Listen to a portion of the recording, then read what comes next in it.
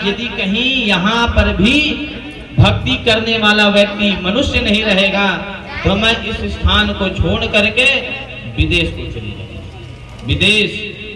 और आज आप लोग जाएंगे, जैसे वृंदावन गए हो, वृंदावन गए, कौन कौन गए हो? और मैया बस गए एक हैं, हाँ भैया तक गए। तो वृंदावन में गए होंगे आप लोग तो देखे होंगे इस्कॉन मंदिर, अंग्रेजों का मंदिर। जितना भारतीय वहां पर राधे राधे नहीं कहते उतना तो अंग्रेज राधे राधे बोलते। इसीलिए भक्ति कही है कि इदम स्थानम परित्यज्य, मैं इस स्थान को छोड़ दूंगी। अब तो ऐसा हो गया है केवल वृंदावन पर्यटन स्थल हो गया, भक्ति के नाम से नहीं जाते, केवल दृश्य के नाम से जाते हैं। प्रेम मंदिर कितना सुंदर, मानो देवता स्वर्ग से आकर के यहाँ पर उस मंदिर का निर्माण किया, ऐसे लगता है वो मंदिर। लेकिन क्या करने के लिए जाते हैं हम? केवल दृश्य देखने के लिए, कितना सुंदर मंदिर बना। और ये नहीं देखते कि भगवान कहाँ पर है, भगवान के हम लोग चलो प्रणाम कर ले, ये देखने के लिए नहीं जाते, केवल वहां पर फोटो खिंचाने सेल्फी लेने के लिए जाते हैं। इसीलिए भक्ति मैया कह रही है कि इदम स्थानम परित्यज्य विदेशम गम्यते मया, मैं इस स्थान को छोड़ करके मैं विदेश चली जाऊंगी। नारद जी महाराज, कहीं यहाँ पर भी मेरे पुत्रों को वैराग्य और ज्ञान को युवा अवस्था प्राप्त नहीं हुआ तो मैं इस स्थान को छोड़ करके चली जाऊंगी। तब नारद जी महाराज कहते हैं भक्ति इसमें किसी का दोष नहीं है, युग वर्ते, युग का युग धर्म ही है। जैसे सतयुग, सतयुग के बाद त्रेता युग, त्रेता के बाद द्वापर युग और द्वापर के बाद कलयुग। उसी प्रकार से जब घटना हुई ना तो ये द्वापर का चतुर्थ चरण चल रहा था, अंतिम चरण। इसी में भक्ति मैया नारद जी महाराज से पूछने लगे तो मेरे पुत्रों का ये जो निद्रा है वो भंग कैसे होगी? तब नारद जी महाराज अनेक प्रकार से उनको ज्ञान और वैराग्य को कथा श्रवण कराने लगे। वेद पढ़े, वेदांत पढ़े, उपनिषद भी पढ़े, लेकिन थोड़ा सा तो नींद को, अपनी नींद को भगाते और आंख को खोलते और उसके बाद झांहाई लेकर के फिर सो जाते। कहे धर्म क्षेत्रे कुरुक्षेत्रे समवेता युष्वः मामका पांडवा शिव किम कुर्व संजय। और यहाँ से लेकर के यत्र योगेश्वर कृष्णो यत्र पार्थो धनुर्धरः, पूरा गीता के 18 अध्याय को सुना दी ज्ञान और वैराग्य को, फिर भी इनकी निद्रा भंग नहीं हुई, सोए के सोए रह गए। नारद जी महाराज को बड़ी व्याकुलता होने लगी, व्याकुलता हुई नारद जी महाराज को। तो व्याकुल होकर के नारद जी महाराज सोचने लगे मैं क्या ऐसा कर्म करूं, सत्कर्म करूं जिससे इन ज्ञान और वैराग्य की जो निद्रा है भंग हो जाए। उसी समय आकाशवाणी हुई, आकाशवाणी ने कहा महाराज आप चिंता मत करिए, सत्कर्म करिए। तो कहने लगे नारद जी महाराज पूछे सत्कर्म क्या है ये तो बताइए। तो वो आकाशवाणी कहने लगा कि सत्कर्म जो है ऋषि महात्मा बताएंगे, ज्ञानी महात्मा बताएंगे। तो नारद जी महाराज सत्कर्म की खोज करने के लिए गए। सत्कर्म की खोज करने के लिए जा रहे थे, उसी बीच में सनक, सनंदन, सनातन, सनत कुमार चारों भैया मिल गए नारद जी महाराज को। बड़ी चिंता से भागे भागे जा रहे थे। कौन? नारद जी महाराज। जब चिंता से भागे भागे जा रहे थे ना, उसी समय सनत कुमार जी लोग महाराज पूछने लगे नारद जी महाराज आप इतनी चिंता से व्याकुल होकर के आप जा कहां रहे हैं? क्योंकि महाराज संत को चिंतन शोभा देती है, ना कि चिंता। संत महात्मा क्या करते हैं? नारद जी महाराज क्या करते हैं? क्या करते नारद जी महाराज है? लड़ाई करवाते हैं? नहीं कर रहे। नारद जी महाराज अहरनिश भगवान का नामों का उच्चारण करते रहते हैं। क्या कहते हैं?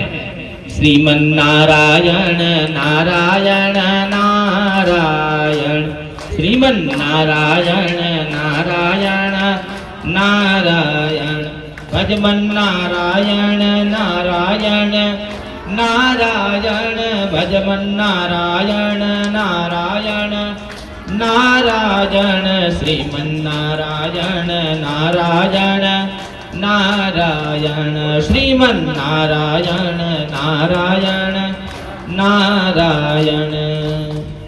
ऐसे करते हैं महात्मा, संत महात्मा। और नारद जी महाराज तो भगवान के कला अवतार हैं। ब्रह्मा जी के 10वां पुत्र हैं नारद जी महाराज। उसी समय महात्मा एक दूसरे से मुलाकात हुई। संत महात्मा पूछने लगे, नारद जी महाराज आप इतना व्याकुल होकर के दौड़े दौड़े कहाँ जा रहे हैं? आपकी मुख जो है चिंता से घिरा हुआ है। संत महात्मा कहने लगे, नारद जी महाराज आपको इस प्रकार से चिंता नहीं करना चाहिए, क्योंकि देखो सही बात कह रहे हैं सनत कुमार जी महाराज नारद जी महाराज को। चिंतायास चितायास बिंदु मात्र अवशिष्यते।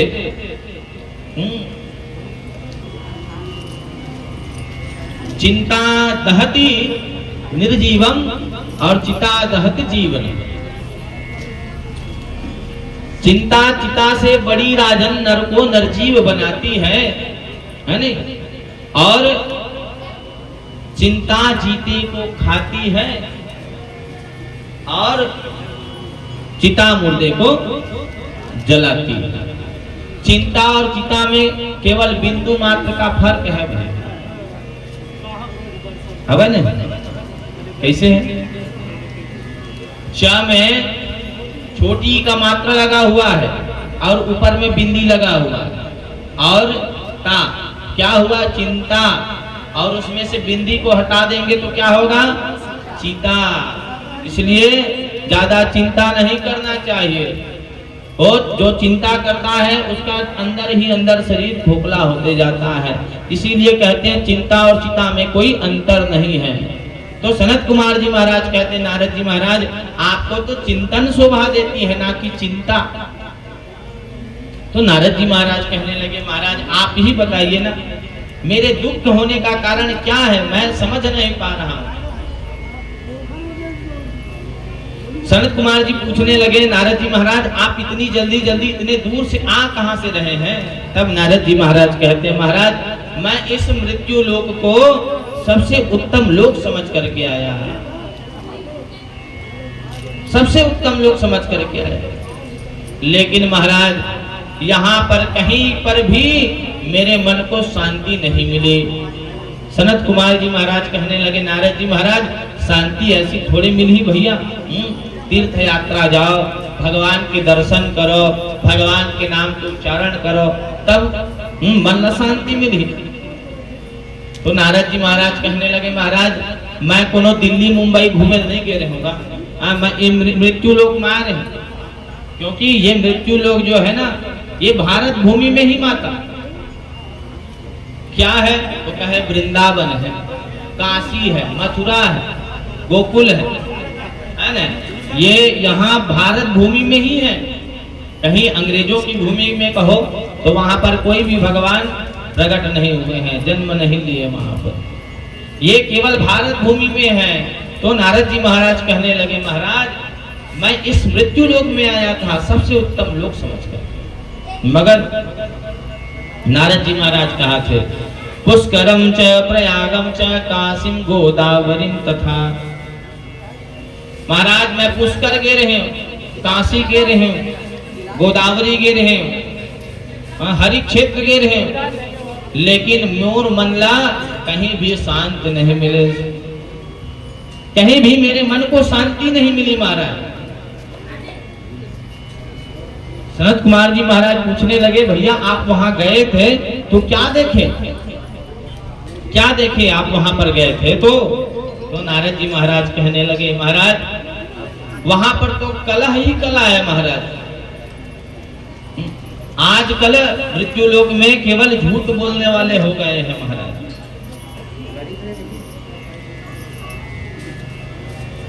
कहे तो बताओ भैया क्या देखे आप मृत्यु लोक में जो गए थे वहां पर? तो नारद जी महाराज कह रहे हैं, जहां चाहे सज्जन कर वासा, तहां निशाचर करे निवासा।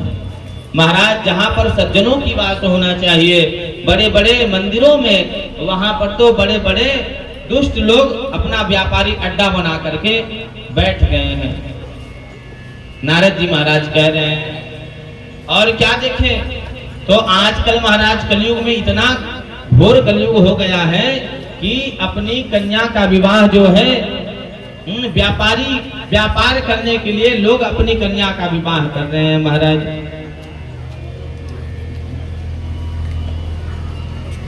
व्यापार कर रहे हैं कलयुग में महाराज।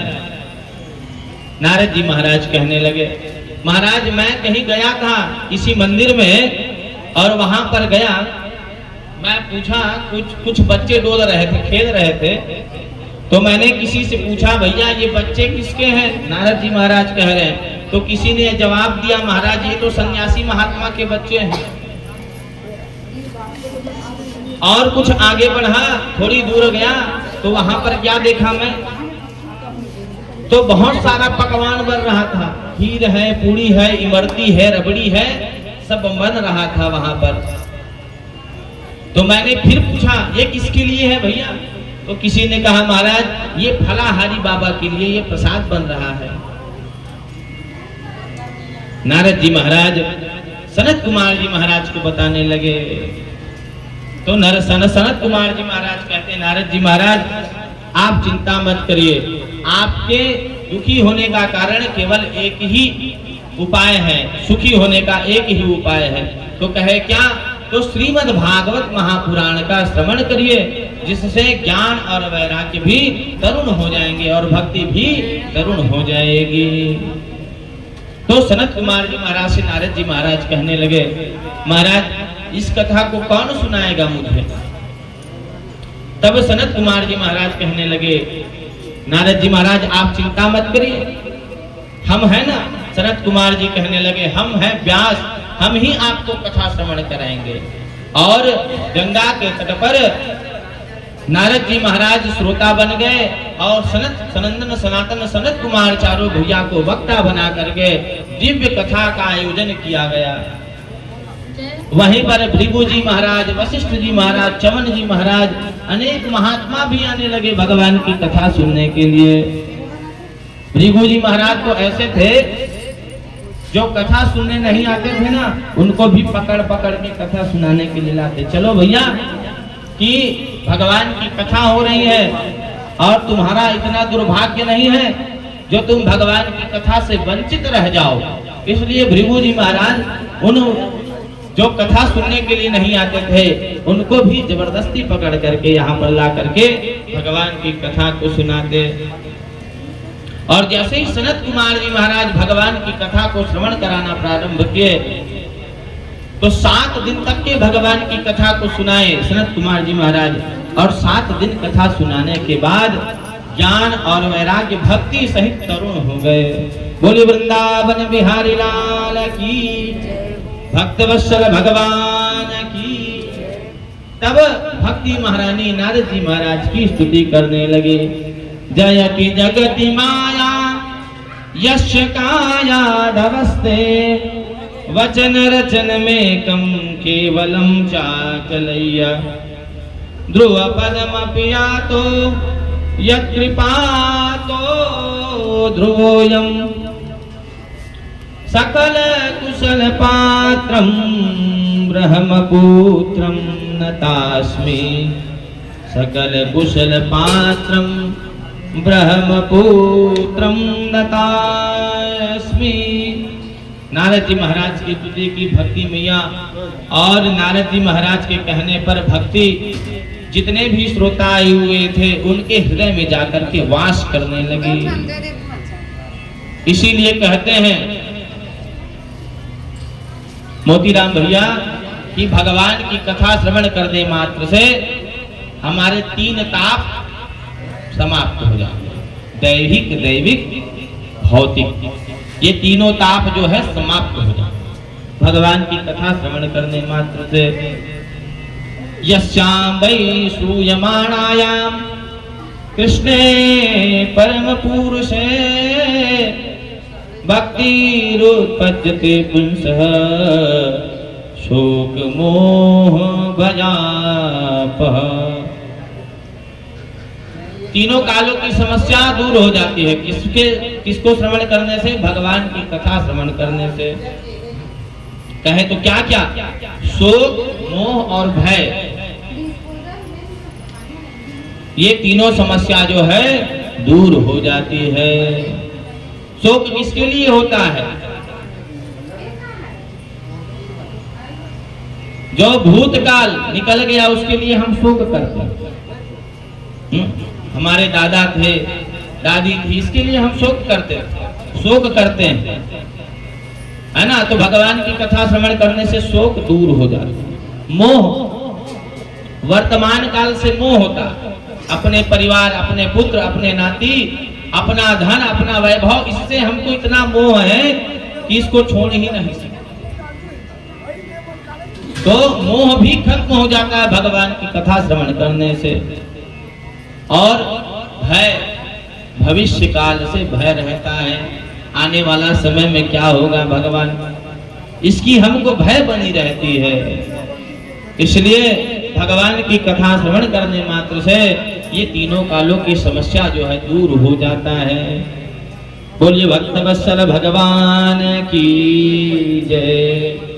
राजा परीक्षित को गंगा के किनारे में सुखदेव स्वामी भगवान की कथा श्रवण करा रहे हैं।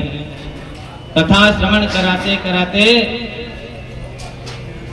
मनवंतरों की कथा श्रवण कराने लगे। ये मनवंतर की कथा जो है ना, मनुओं की कथा। जब एक मनवंतर बदलता है तो इंद्र भी बदल जाता है। तो उसी प्रकार मनवंतरों की कथा प्रारंभ कर दिए। सुखदेव स्वामी कहते हैं, राजन अब हम आपको मनवंतरों की कथा श्रवण कराते हैं। बादरायण एतत् श्रोतुमिच्छामहे वयं हरिर्यथा गजपति ग्राह ग्रस्त मममूयतः। परीक्षित कहते हैं, राजन चौथे मनवंतर में भगवान ने ग्राह के चंगुल से गजराज का मुक्ति किया था। ये चौथे मनवंतर में घटित घटना है। तब राजा परीक्षित कहते हैं, गुरुदेव आप इस कथा को विस्तार से श्रवण कराइए हमको। ध्यान से सुनिएगा। ये हाथी और मगरमच्छ कहानी है। ये केवल हाथी और मगरमच्छ की कहानी नहीं है। इसका सार जो है, इस कथा को सुनने के बाद आप लोगों को समझ में आएगा इस कथा का सार क्या है। तो सुखदेव स्वामी कहते हैं, राजन आसीत गिरवरो राजन त्रिकूट इति विस्तृतः। एक समय की बात है, क्षीर सागर के तट पर एक त्रिकूट नामक पर्वत है। त्रिकूट नामक पर्वत है, जहां पर 10,000 योजन में फैला हुआ वो वन है, जंगल है। 10,000 में फैला हुआ है। और वहीं पर एक हाथी रहता भी। हाथी अपने परिवार के साथ में 10-20 बच्चे हैं और 30-40 10-20 पत्नियां हैं और 30-40 उस हाथी के बच्चे हैं। और वो बलवान हाथी के मद से, मस्तक से मद निकलता था। मद, वो हाथी इतना बलवान था कि 10,000 हाथियों का बल उस हाथी में था। और अपने पत्नी और अपने बच्चों के साथ में वो उसी जंगल में रहता था। गर्मी का दिन था। सुखदेव स्वामी कहते हैं, राजन और उसी जंगल में 10,000 योजन फैला हुआ जंगल था। उसी में एक ऋतुमान नाम करके बगिया है। इसका तो कहे वरुण देव का बगिया है। और उसी में बहुत ही सुंदर सरोवर है, जिसमें स्वर्ग से देवांगनाएं आया करती थी। रंभा इत्यादि देवांगनाएं आकर के वहां पर स्नान करने मात्र से उस सरोवर का जल इतना सुगंधित हो गया इतना सुगंधित हो गया कि जितने भी जीव जंतु थे उसी सरोवर में जाकर के अपना प्यास बुझाते हैं। गर्मी का दिन था, सुखदेव स्वामी कहते हैं राजन, गर्मी का दिन था, हाथी को बड़ा प्यास लगा और प्यास लगने पर कहा अपने पत्नी और बच्चे को, चलो थोड़ी दूर में ऋतुमान नाम करके एक बगिया है, उसी में हम लोग जा करके अपना प्यास बुझाते हैं। और अपने पत्नी और अपने बच्चे को ले जा करके वहीं पर जल पीने लगा वो हाथी। खूब जल पिया, गर्मी के दिन में खूब जल पिया और जल पीने के बाद अपने सुंड में जल भर भर करके अपने पत्नी और अपने बच्चे को स्नान कराने लगा, नहलाने लगा। सुंड से जल भरता और नहलाता। उसी सरोवर में एक मगरमच्छ भी रहता था। भी वो मगरमच्छ देखा कि ये हाथी आया है मेरे सरोवर में, और सरोवर में आया है वो ठीक है, जल पी रहा है वो भी ठीक है, लेकिन ये सरोवर के जल को इतना गंदा कर रहा है, मतला कर रहा है, जिसमें मैं रहता हूँ। अब बताओ भला, किसी के घर में जाकर के कोई गंदगी कर दे तो उस घर वाले को कितना गुस्सा लगेगा। उसी प्रकार से उस मगरमच्छ को बहुत ही गुस्सा आया, क्रोध आने लगा और कहने लगा कि मैं अभी इस हाथी को मजा चखाता हूँ कि मेरे सरोवर में आया, जल पिया ठीक है, स्नान भी किया ठीक है, लेकिन स्नान करते करते मेरे सरोवर के जल को इतना गंदा करने लग गया। इसकी ये हिम्मत, और गया और जा करके हाथी के पैर को टप से पकड़ लिया। हाथी के पैर को जैसे ही पकड़ा मगरमच्छ ने, वो हाथी सोचने लगा कि अरे ये नन्हा सा जीव, ये छोटा सा जीव मेरा क्या बिगाड़ लेगा, मेरा कुछ नहीं बिगाड़ सकता, वो हाथी सोच रहा है। हाँ, क्योंकि उसको अभिमान है, क्योंकि किस बात की अभिमान है कि 10,000 हाथियों का बल उस हाथी में था, इसलिए सोच रहा था ये नन्हा सा जीव मेरा क्या बिगाड़ सकता है। जैसे ही मगरमच्छ जाकर के उसके पैर को पकड़ा, हाथी घसीटते घसीटते आया और मगरमच्छ को सरोवर के किनारे मिला करके रख दिया। लेकिन मगरमच्छ भी खूब बलवान था भैया। बलवान होने के कारण से मगरमच्छ जोर लगाया और जोर लगा करके खींचते खींचते हाथी को सरोवर के बीच में ला करके खड़ा कर दिया। कभी मगरमच्छ खींचता, कभी हाथी खींचता, ऐसा खींचा तानी 10,000 वर्ष तक करके चला। भागवत में लिखा है, क्षीरो देनामृतः श्रीमान योजनायुत मुच्चितः। 10,000 तक के ये खींचा तानी चला। सुखदेव स्वामी कहते हैं राजन, हाथी की पत्नी 10-20 पत्नियां थी। अब हाथी की पत्नी बहुत दिन तक के तो इंतजार किए, और इंतजार करने के बाद कहने लगे, स्वामी जी आप या तो अंदर ही चले जाइए या तो जल से बाहर आ जाइए, कब तक हम आपका इंतजार करते हुए यहाँ पर खड़े रहेंगे। देखो जल का जंतु कौन है, जल में कौन रहते हैं, मगरमच्छ और थाल में हाथी। थाल में रही हाथी है तो हाथी ताकत ज्यादा है नहीं, और जल में रही तो मगरमच्छ की ताकत ज्यादा। तो मगरमच्छ के बराबरी हाथी नहीं कर पाया, और जब डूबने लगा मगरमच्छ तो अपने पत्नी और अपने बच्चों को आवाज दिया कि अरे मेरे बच्चों, अरे मेरी पत्नियों मुझे बचाओ, देख नहीं रहे हो मैं मरा जा रहा हूँ, अब कुछ ही समय बाद मेरा प्राणांत होने वाला है, इसलिए कृपा कुछ करो और मुझे बचाओ। तो उनकी पत्नियां जो थी ना, सुंड से सुंड मिलाई और हाथी को खींचने का प्रयास करने लग गए, लेकिन फिर भी हाथी को खींच नहीं पाए, कोई खींच नहीं पाया। 4-5 दिन तक तो खींचने का प्रयास किए, उसके बाद छोड़ करके उसके पत्नी और उसके बच्चे जाने लगे। गजराज भी सोचने लगा, जिस पत्नी और जिस बच्चे के लिए मैंने अपना जीवन पूरा निर्वाह कर दिया इनके लिए, आज वो ही मुझे छोड़ करके यहाँ से जाने लगे, यहाँ से जाने लगे। सुखदेव स्वामी कहते हैं राजन, हाथी को वैराग्य हो गया भैया। हाथी को जैसे ही वैराग्य हुआ, वह हाथी सोचने लगा मन ही मन,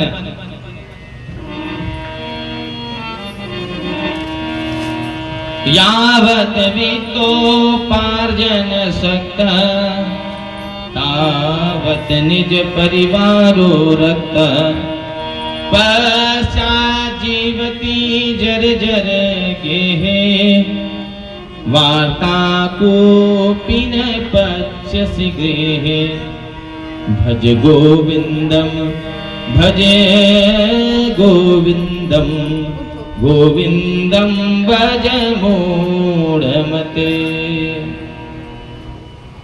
गोविंदम भज मूढ़मते। अंत समय में हाथी को वैराग्य हो गया कि कहने लगा यावत वित्तोपार्जन शक्तः।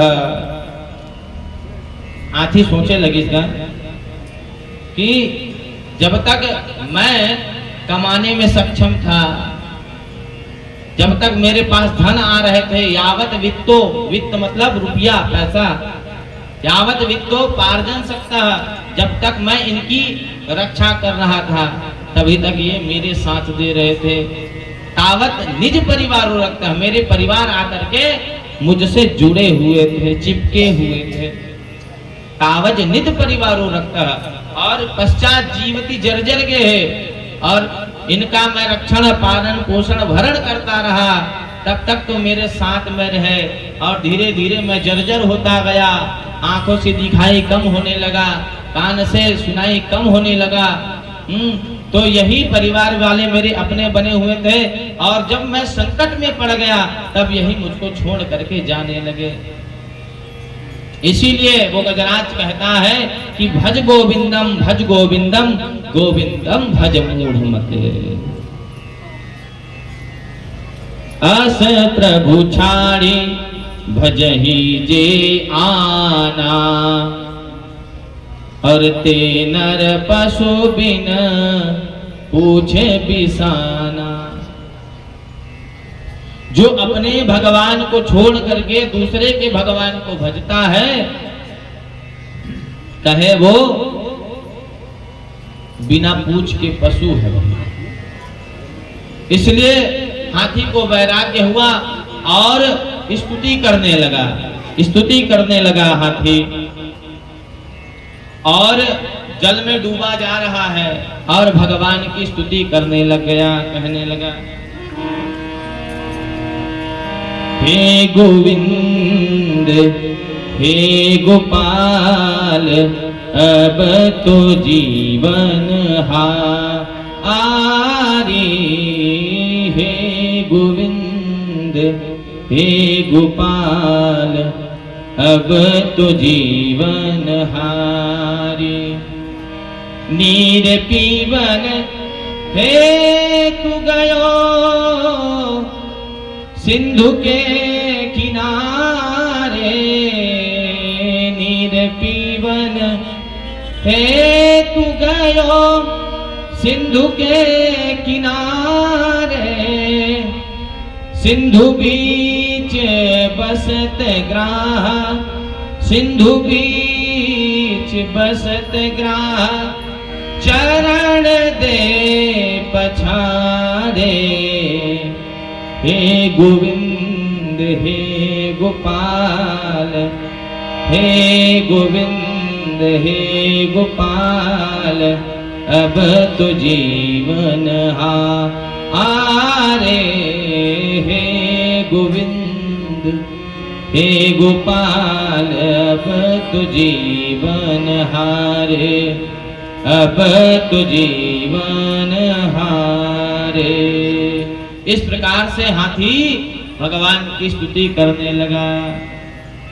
स्तुति करते करते स्वर्ग में देवता जो है खड़े रह गए, सूर्य चंद्रमा वरुण कुबेर इत्यादि देवता जो थे खड़े थे कि हाथी कहीं मेरा नाम पुकार दे, यदि मेरा नाम पुकारेगा तो मैं तुरंत जाकर के इस हाथी को उस मगरमच्छ से छुड़ा लूंगा मैं।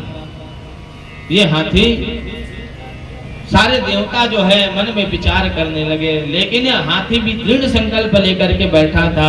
जो स्तुति कर रहा था उसमें किसी भी देवी देवता का नाम नहीं था भैया, ना तो इंद्र का, वरुण का, कुबेर का, सूर्य का, चंद्रमा का, किसी भी देवी देवता का नाम नहीं था। जैसे ही गजराज डूबने वाला था, उसी समय क्षीर सागर पर भगवान शेष शैया पर सोए हुए थे और भगवती कमला, भगवती लक्ष्मी मैया भगवान के चरण को दबा रही थी।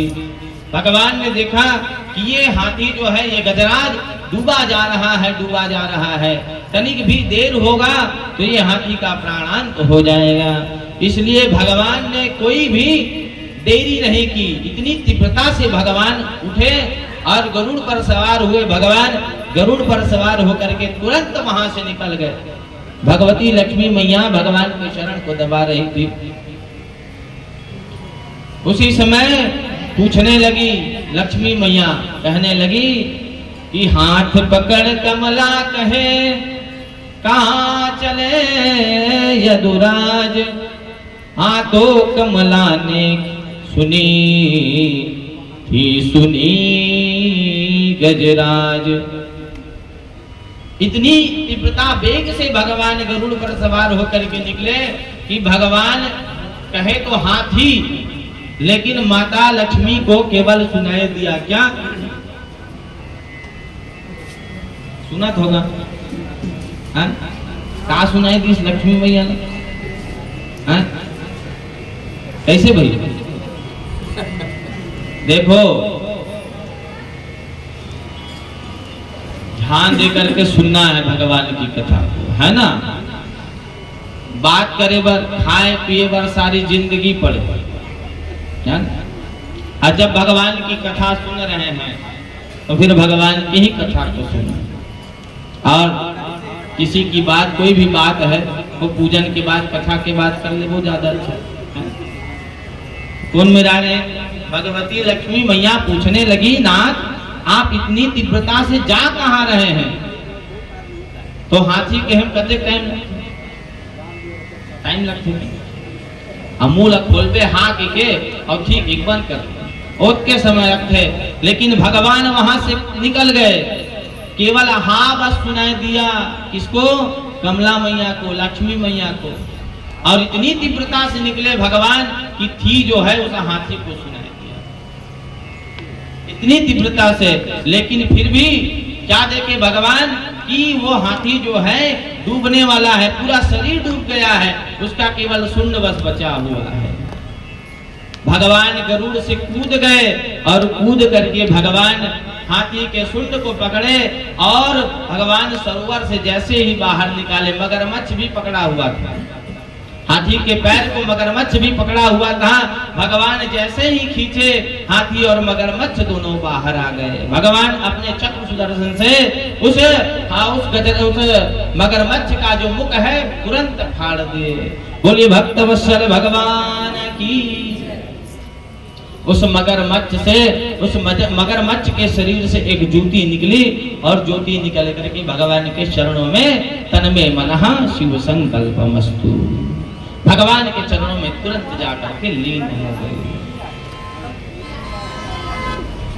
और भगवान ने उस हाथी को भी मुक्त करा दिया और अपने धाम भगवान लेकर के प्रस्थान कर गए। बोली भक्तवत्सल भगवान की जय।